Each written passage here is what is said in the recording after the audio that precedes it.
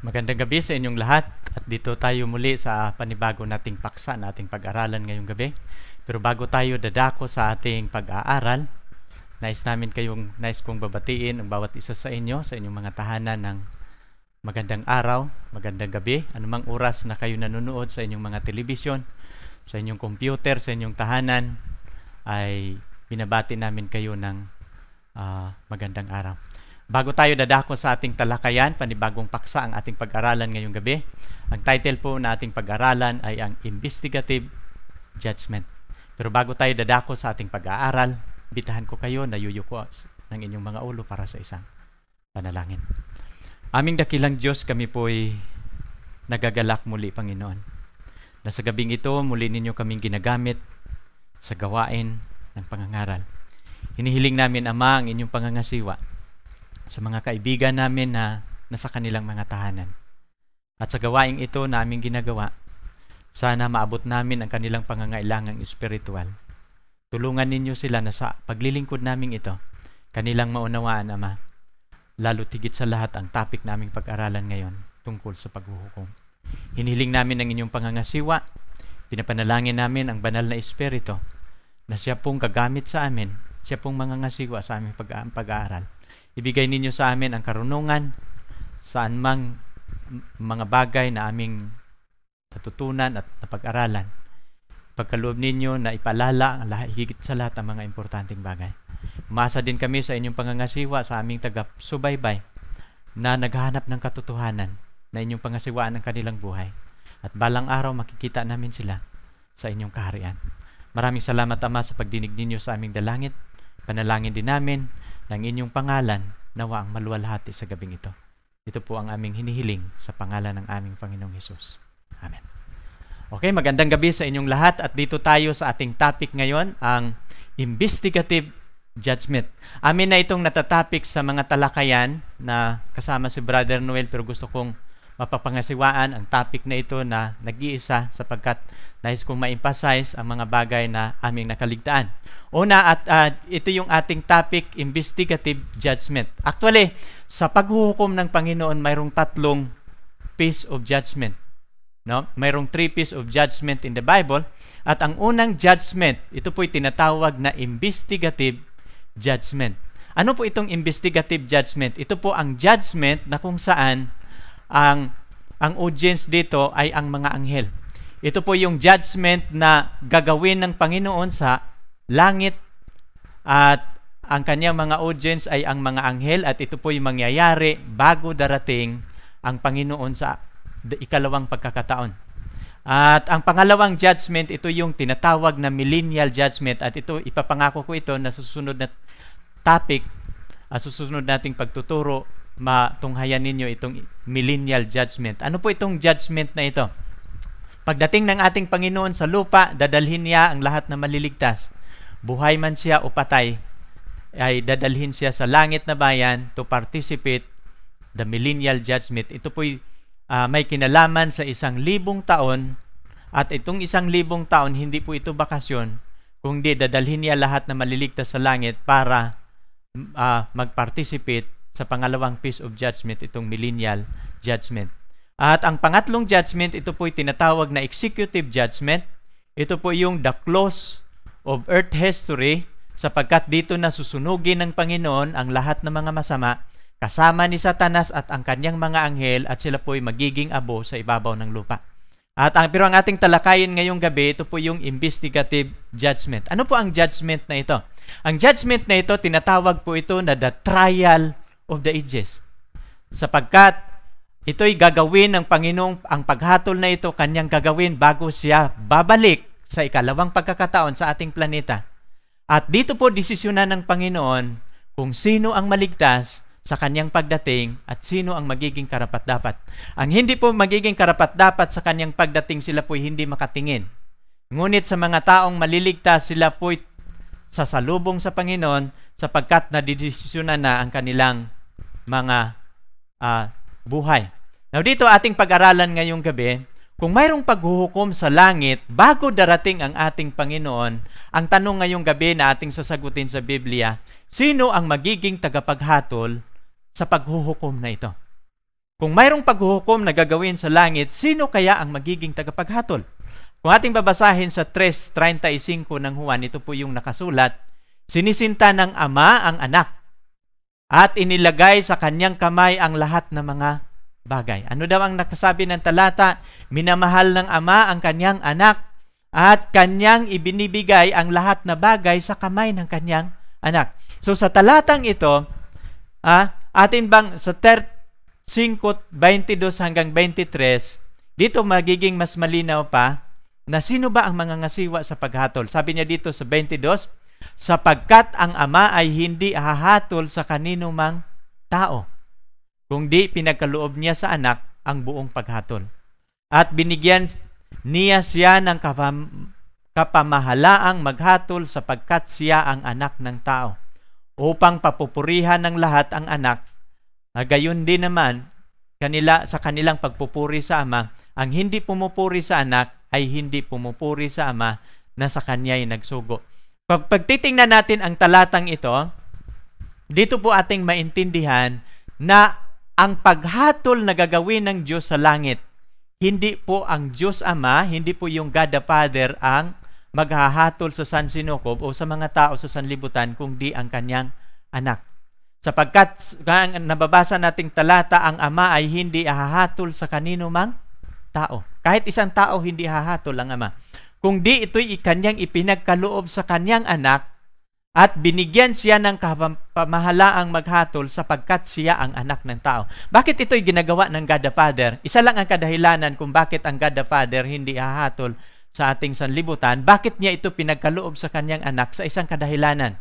Sa tatlong persona ng kadyusan, ang God the Son, si Jesus Christ lang ang nagiging anak ng tao. At itong pribilehiyong ito binigay niya kay Jesus Christ sapagkat sa kanilang tatlong kadyusan, siya lang ang nakaranas na magiging tao. No? Kaya nga si Jesus Christ, sa paghahatol na ito, siya ang mangangasiwa sa paghuhukom o siya ang magiging judge. Now dito sa pagbabasahin nating gawa, ito po ang patutuon ni Apostol Pedro habang siya nangangaral sa bahay ni Cornelio. At sabi niya dito sa gawa 10:42 hanggang 43, na sa amin ipinagbili niya at magsipangaral kami sa bayan. Ito yung sabi ni Pedro.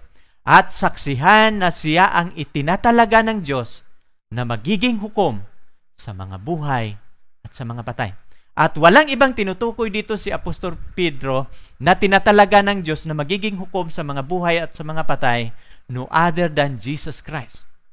No? Sagay nga sa paghuhukom sa investigative judgment, ang ating huwes, ang ating judge, walang iba kundi ang ating Panginoong Jesus.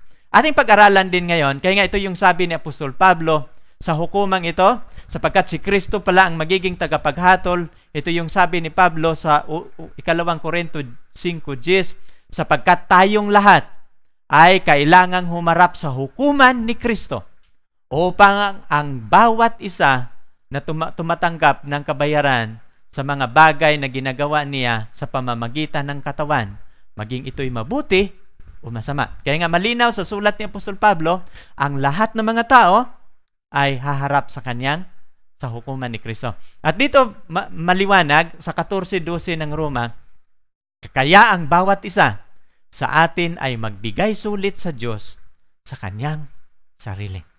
At dito sa hukumang ito, sinasabi ni Apostol Pablo, bawat isa. At kung bawat isa ay magbibigay sulit sa kanya sa hukuman ng ating Panginoong Hesus, ikaw at ako kasama sa magiging hukuman ng Diyos sa darating na araw. Ngayon ating pag-aralan ngayon, kasunod nating pag-aralan, nalalaman na natin kung sino ang hukom at ano ang mangyayari. Atin namang pag-aralan ngayong gabi, sino ang magiging abogado sa hukumang ito. Napapansin ninyo kapag mayroong mga tao na mayroong kaso na hinaharap, hindi siya makaharap sa hukuman kung wala siyang abogado. At ito din ang kailangan sa hukuman sa langit, ang isang makasalanan, mayroon siyang abogado na iharap sa harapan ng Diyos. At ating babasahin ngayong gabi, sino ba ang magiging abogado ng mga taong huhukuman ng Diyos pagdating ng araw? Kapag ating babasahin itong tala sa unang Juan 2:1, at unang Timoteo 2:5, ito po yung nakasulat. Ang mga bagay na ito sinusulat ko sa inyo upang kayo'y huwag magkasala. At kung ang sino man magkasala, ay may tagapamagitan tayo sa Ama, si Hesukristo ang matuwid. Sino ang ating tagapamagitan sa pagdating ng paghatol? Si Hesukristo ang matuwid. Na ating pagbabasahin dito sa Timoteo, ito yung sabi ni Apostol Pablo, sapagkat may isang Diyos at may isang tagapamagitan sa Diyos at sa mga tao, ang taong si Kristo Jesus. Wala nang ibang nakasulat sa Biblia na tagapamagitan ng isang taong makasalanan. At ang tagapamagitan natin, siya din ang magiging abogado sa hukumang ito na gagawin ng ating Panginoon. So kung si Jesus ang hukom, siya din ang magiging abogado sa bawat isa. At aking natitiyak, kapag haharap tayo sa hukumang ito, kung ang ating buhay nananahan na si Kristo at kung sa ating buhay mayroon ng ginawa na siya na Panginoon at tagapagligtas natin, sigurado ako mga kapatid, na sa hukuman na ating haharapin ay absuelto na tayo. Ngunit ating pag-aralan pa ngayong gabi, nakikita ninyo yung larawan? Kapag tayo'y haharap sa hukuman ng Diyos, ang ating tagapamagitan ay walang iba kundi ang ating Panginoong Hesus. Ating pag-aralan kasunod ng ating itatalakay. Kapag ito ang mangyayari, no? Ano ang magiging standard sa paghuhukom na ito na gagawin ng Panginoon? Ano naman ang estandarte ng kanyang paghuhukom? Ang ibig kong sabihin, ano naman ang pamantayan ng Diyos sa kanyang paghatol? No? Ano bang basihan ng Diyos kapag huhukuman niya ang bawat tao na nagkakasala sa harapan ng Diyos? Kapag ating babasahin itong Santiago 1:12, ito po yung ating pag-aralan ang pamantayan o standard ng Panginoon sa paghuhukom niya. Kapag ating babasahin itong 2:12, ito po yung nakasulat, gayon ang inyong salitain at gayon ang inyong gawin, gaya ng taong huhukuman sa pamamagitan ng kautusan ng kalayaan. Kaya nga sabi, ano daw ang standard ng Panginoon? Ay huhukuman tayo sa pamamagitan ng kautusan ng kalayaan. Kaya nga sabi ni Santiago, Apostol Santiago, gayon ang inyong gagawin. No? At gayon, kagaya ng taong huhukuman sa pamamagitan ng kautusan ng kalayaan. Anong ibig sabihin ni Apostol Santiago? Na kapag tayo'y haharap sa hukuman ng Diyos, ang gagamitin ng Diyos na standard o pamantayan sa kanyang paghatol sa bawat tao ay sa pamamagitan lang ng kanyang kautusan. Paano natin patunayan? Ito pong nakasulat sa awit 96 sa versikulo 13, sapagkat siya'y darating siya sa hukuman upang hatulan ang lupa at kanyang hahatulan ng katuwiran ang sanlibutan at ang kanyang katotohanan ang mga bayan. Dalawang pamantayan ang gagawin ng Panginoon sa talatang ito. Ang kanyang hahatulan ang lupa, ang hatulan niya ang sanlibutan sa pamamagitan ng kanyang katuwiran. At ang pangalawa, ang kanyang hatulan niya sa pamamagitan ng katotohanan ang bayan. Ating unawain itong dalawa na pamantayan ng Panginoon sa kanyang paghatol. Una, itong katuwiran. Ano bang mga talata na nagpapaliwanag tungkol sa katuwiran ng Diyos? Kapag ating babasahin, dito natin maintindihan kung ito ang pamantayan ng Panginoon, nahatulan niya ang ating sanlibutan sa pamamagitan ng katuwiran at ang bayan sa pamamagitan ng katotohanan. Ano ba itong katuwiran ng Diyos na magiging pamantayan sa paghatol? Kung ating babasahin itong awit 119, 172, ito po yung nakasulat. Ito po yung binabanggit ni David. Awitin ng aking dila ang iyong salita, sapagkat lahat mong utos, lahat ng mga utos mo ay katuwiran. Ano daw yung utos ng Panginoon? Lahat ng utos mo ay katuwiran. So, ibig sabihin, kung true righteousness, hatulan niya ang ating sanlibutan, at ito po'y tumutukoy na ang batayan o pamantayan ng Diyos o standard ng Panginoon sa kanyang paghatol, walang iba ang kanyang kautusan. Pangalawa, ito naman sa katotohanan. Ikaw malapit o Panginoon at lahat mong utos ay katotohanan. So mapapansin ninyo, ang pamantayan ng Diyos sa paghatol sa tao, isa lang. Walang iba kundi ang kautusan na kanyang binibigay sa tao. Ito ang magiging pamantayan ng Diyos. And lo and behold, habang tayo nabubuhay ngayon, tatanungin kita, paano mo ginagawa o paano mo sinusunod ang kautusan ng Diyos sa iyong buhay? Sapagkat sa darating na paghatol, ito ang gagamitin ng Diyos sa pagharap sa Kanya. Sa pagharap mo sa Kanya, walang iba siyang gagamitin, pamantayan niya sa paghatol kundi ang Kanyang kautusan. Ating babasahin, kaya nga, lahat na mga tao, isa lang ang standard ng Panginoon sa Kanyang paghatol, at naka-record lahat ang ating buhay, at titingnan ng Panginoon kung paano natin, ano ang ating attitude sa kautusan ng Diyos ngayon na binibigay sa tao sa ating sanlibutan. At ito yung talata sa Ecclesiastes 12:13. Ito ang wakas ng bagay. Lahat ay narinig, ikaw ay matakot sa Diyos, sundin mo ang Kanyang mga utos sapagkat ito ang buong katungkulan ng tao. Ano daw ang buong katungkulan ng tao? Lahat matakot sa Diyos sapagkat ito ang buong katungkulan ng tao. Kaibigan, kung iniisip mo na ikaw ay tao katulad ko, mayroon tayong katungkulan. At ang ating katungkulan ay ang pagkatakot sa Diyos at pagsunod sa Kanyang kautusan. Sapagkat, ito yung sabi pa sa 14, sapagkat dadalhin ng Diyos ang bawat gawa sa kahatulan. Ano yung dadalhin niya? Ang bawat gawa natin sa kahatulan. Anong mga gawa na hatulan? Kung ang utos niya ay sinunod natin. Kung ang utos niya ay tinatakwil.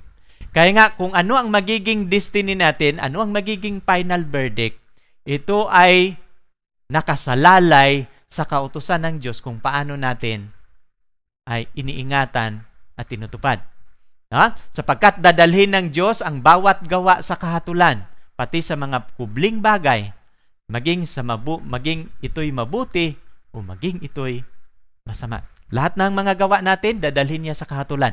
We are saved by grace, but we are judged by works.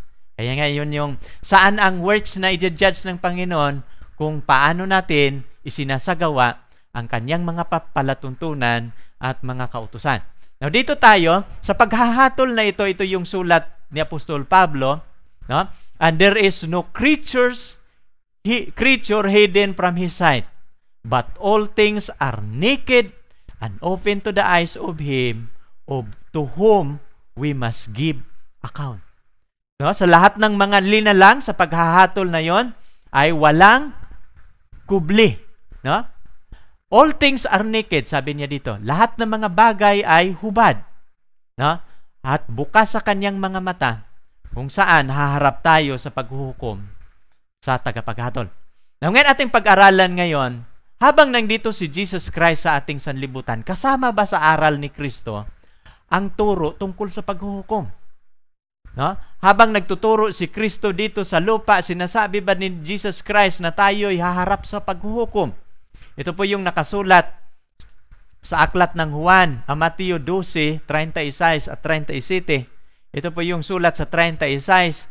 Subalit sinasabi ko sa inyo na sa araw ng paghuhukom ay pananagutan ng mga tao ang bawat salita na nabigkas ng walang ingat. Ano daw? Sa araw ng paghuhukom, mayroong paghuhukom na binabanggit si Jesus Christ.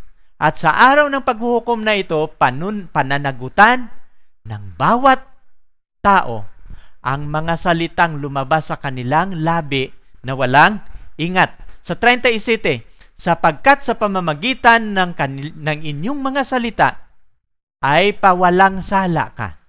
At sa pamamagitan ng iyong salita ay hahatulan ka. No? Mapapansinin ninyo, kahit pala sa mga salita natin na walang ingat, dadalhin ito ng Diyos sa Kanyang hukuman. At si Jesus Christ mismo ang maghuhukom, siya din ang nagsasabi patungkol dito. Anong mga salita na dapat nating ingatan? Ito yon. Itong mga salitang angry words na binabanggit. Minsan tayong mga tao, madali tayong magagalit. Mayroong mga tao na magagalitin ang kanyang likas.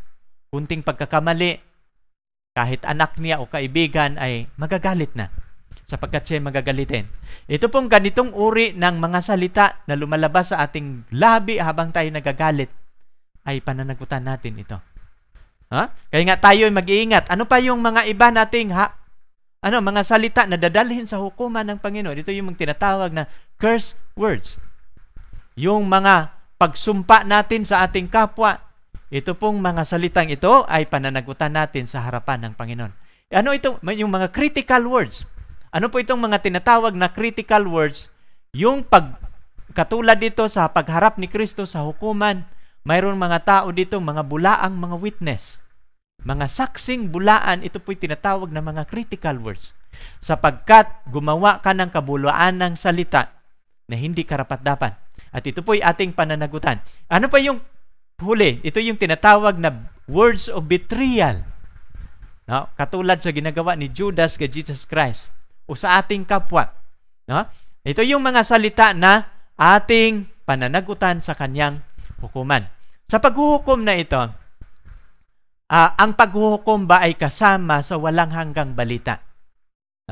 Kapag ating babasahin itong Apokalipsis 14, makikita ninyo ang tatlong mga anghel na mayroong dalang pabalita na walang hanggan, na ibabalita sa lahat ng nananahan sa lupa. Pero sa tatlong anghel na nagdala ng balita, kasama ba ang paghuhukom? Kapag ating babasahin yung Apokalipsis 14, 6 at 7, ito po yung nakasulat. No? At nakita ko ang isang anghel na lumilipad sa gitna ng himpapawid na may walang hanggang ebanghelyo na ipapahayag sa mga naninirahan sa lupa at bawat bansa, lipi at bayan. At sinasabi niya ng malakas na tinig, matakot kayo sa Diyos at magbigay kaluwalhatian sa Kanya sapagkat dumating na ang oras ng Kanyang paghuhukom. At sambahin ninyo ang gumawa sa langit at lupa at ang dagat at ang bukal ng tubig. Napapansin ninyo dito sa tatlong anghel nagdala ng walang hanggang pabalita. Sa unang anghel, sinisigaw na niya, matakot kayo sa Diyos. Magbigay kaluwalhatian sa Kanya sapagkat dumating na ang oras ng Kanyang paghuhukom. Ito yung binabanggit ng anghel na sa kasalukuyang panahon dumating na.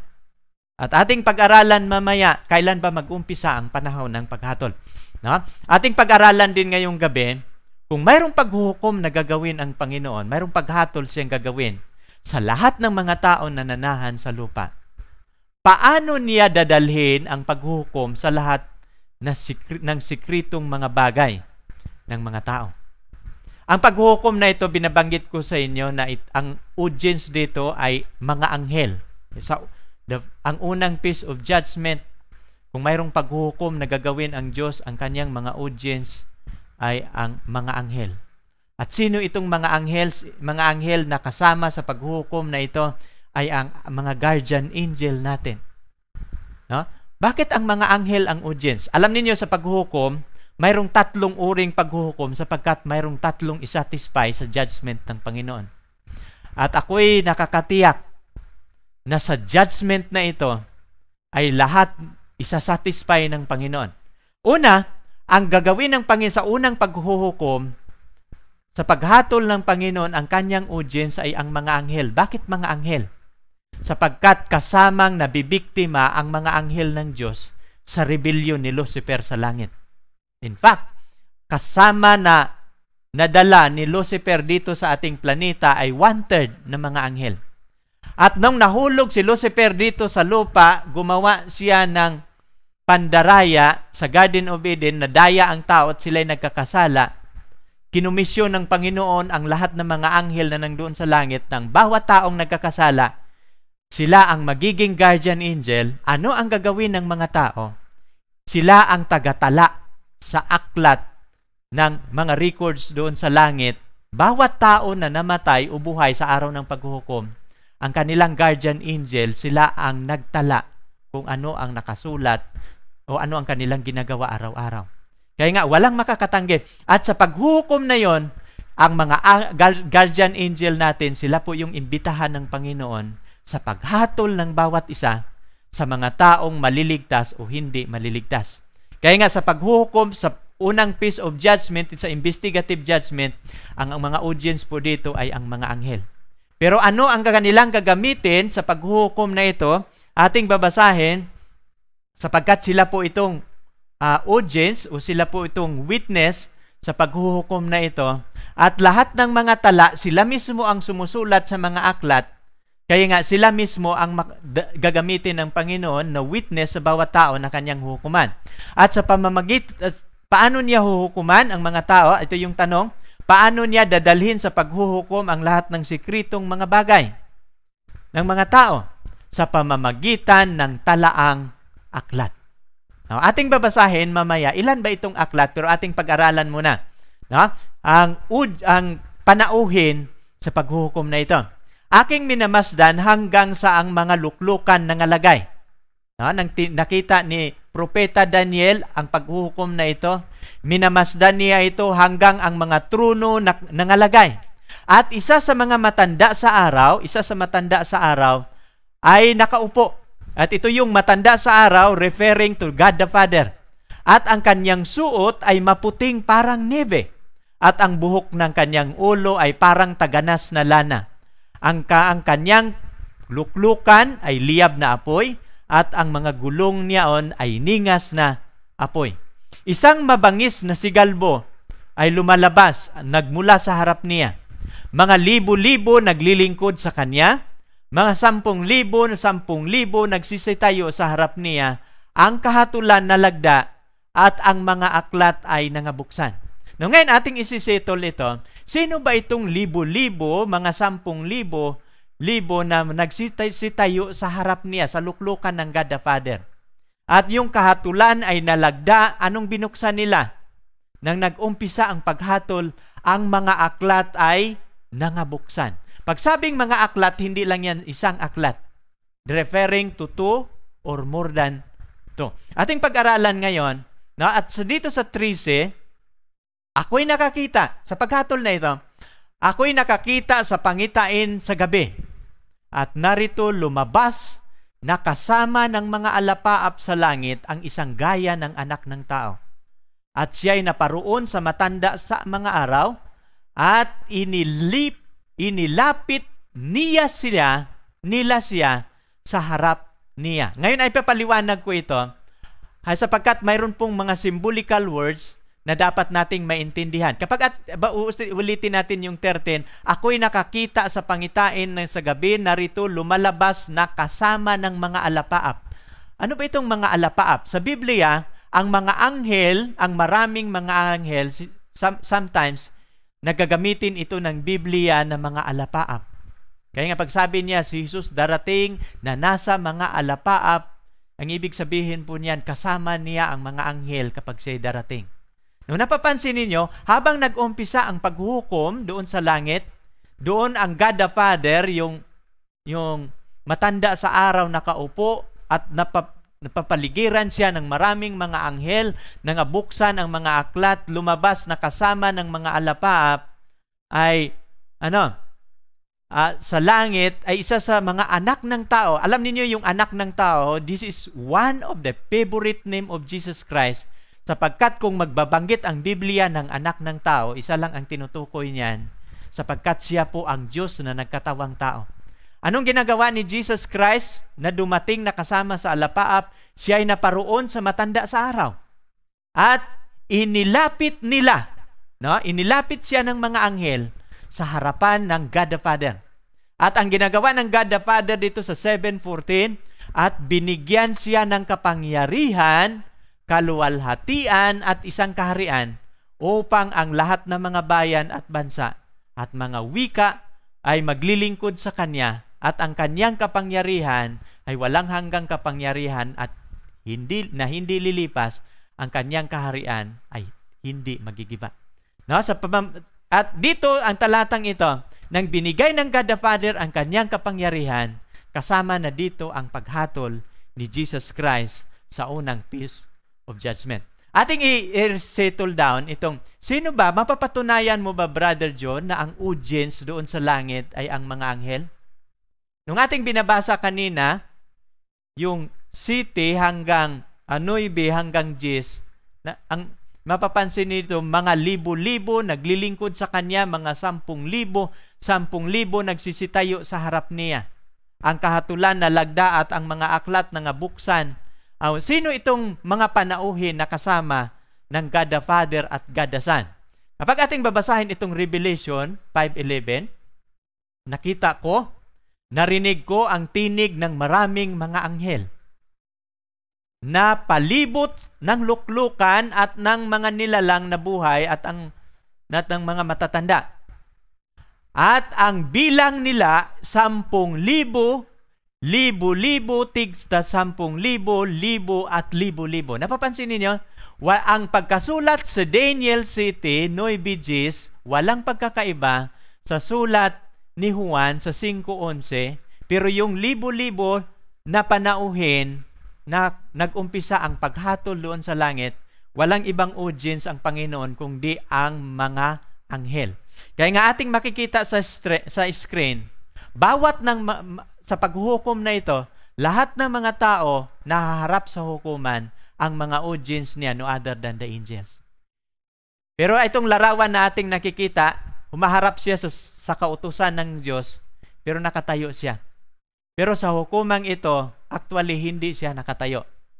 Ang nakatayo sa harapan ng Diyos sa araw ng kanya paghatol na ito, walang iba kundi ang mga aklat, mga talang aklat na sinulat ng kanilang mga guardian angel.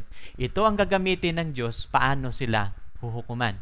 Kaya nga kapag mabasahin natin yung Daniel City, sabi niya, at ang paghuhukom na lagda at nangabuksan ang mga aklat. No? At yun yung ating nababasa kanina. Ating pag-aralan ngayong gabi itong aklat. No? Binabanggit doon yung mga aklat. Brother John, maaaring magtanong kayo, ilan bang mga aklat sa Biblia, ilan bang mga aklat na gagamitin ng Diyos na nakasulat sa Biblia?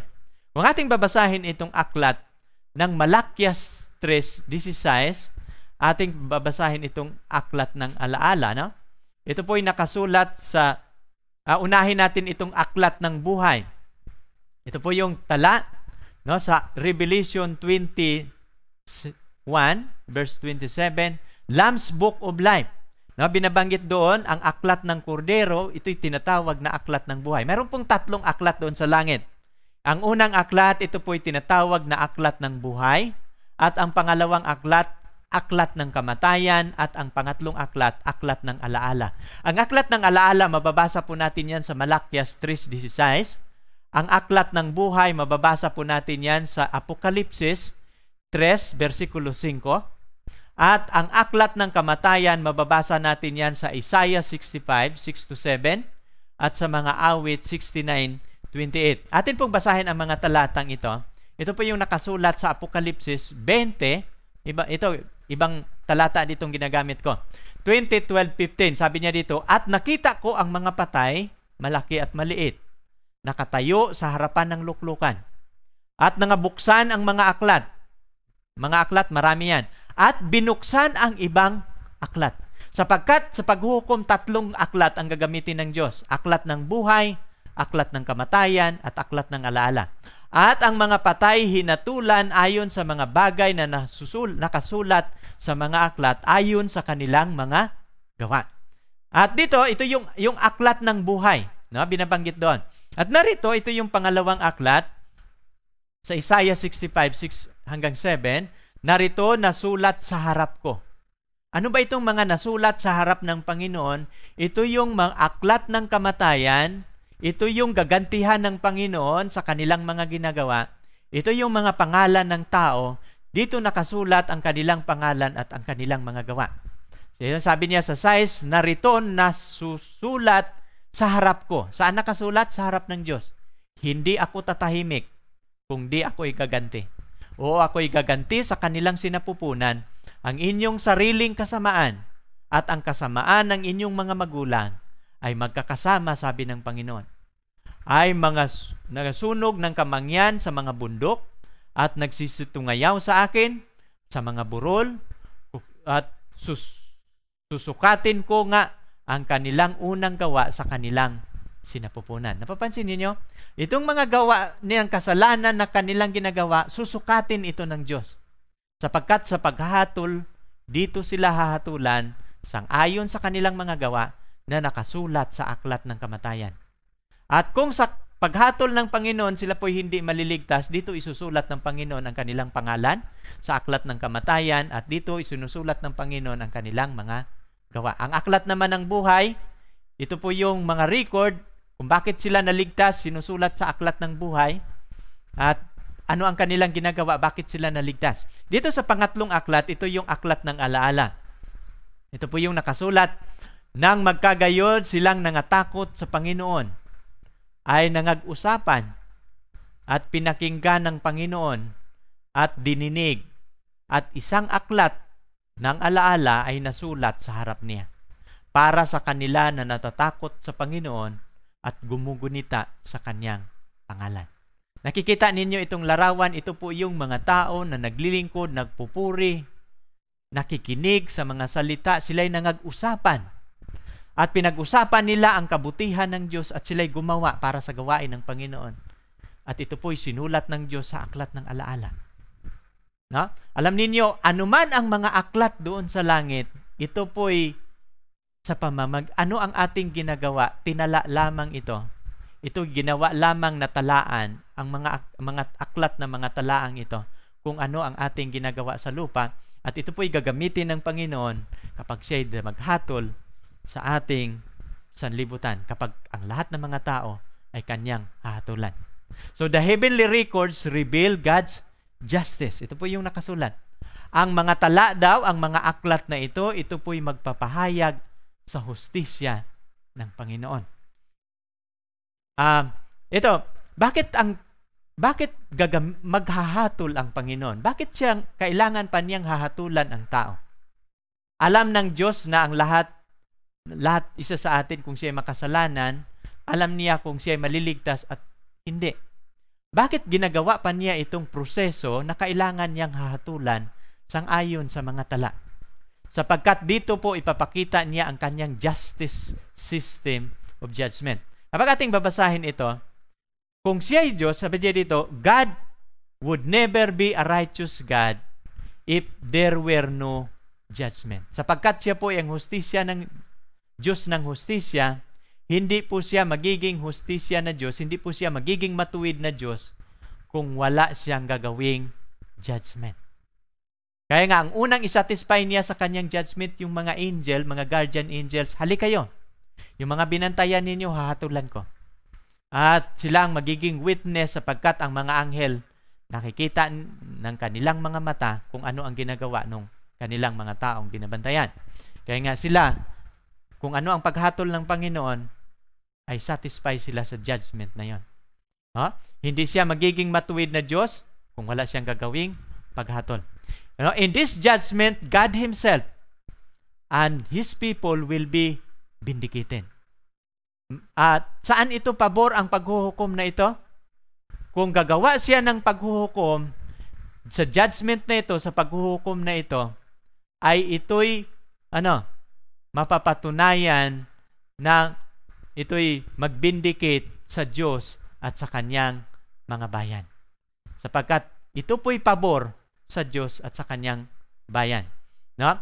Ito po'y magpapahayag na ang Diyos at hustisya, ang kanyang mga bayan ay nangangailangan din ng hustisya. No? Sapagkat ang bayan niya ay sometimes nakakaranas ng injustice sa planetang ito. Sa pangatlo, but the wicked, those who rejected Him, will be condemned. Ang mga hindi matuwid, ang mga makasalanan, sa araw ng paghukom, sila po'y magiging kondinahin. Now dito, ang paghukom na ito ba'y tiyak na darating? Kung mayroong paghukom, ito ba'y darating ang araw ng paghukom na hindi lilipas? Kung ating babasahin itong gawa, ating intindihin ang mga sulat na ito sapagkat ang paghukom na gagawin ng Panginoon ay referring to the future.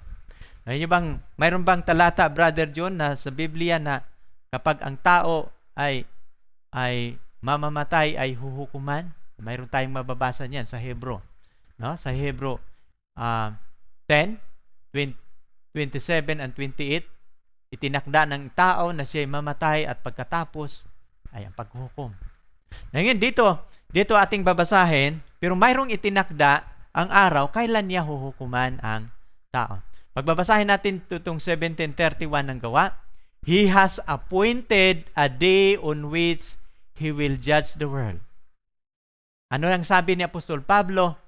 Naglaan siya ng oras. He has appointed a day. No? Mayroon siyang araw na itinatalaga kung saan kanyang hahatulan ang sanlibutan. At sa susunod na ating pag-aaral, ito po'y ating pag-aralan. Kailan itong araw na inilalaan ng Diyos sa paghahatol sa ating sanlibutan? At ang sunod na ating pag-aaral ay ito po'y patungkol sa prophetic revelation ng Panginoon. Atin pong pag-aralan ang Daniel 8 and 9 sapagkat ang mga talatang ito po'y nagtuturo kung kailan ang araw huhukuman niya ang ating sanlibutan. At dito tayo magtatapos at hinihiling ko na inyong abangan ang ating sunod na talakayan sapagkat dito ninyo maunawaan kailan niya huhukuman ang bayan sapagkat darating talaga ang araw na kung saan naglaan siya ng panahon, kailan niya huhukuman ang bawat tao sa planetang ito. At tayo po muna ay sandaling maghiwalay at sapagkat sa susunod ay inyong matutunghayan muli ang pangalawa nating topic kung kailang panahon ay tinakda ng Panginoon na kanyang hahatulan ang ating sanlibutan at magandang gabi sa inyong lahat.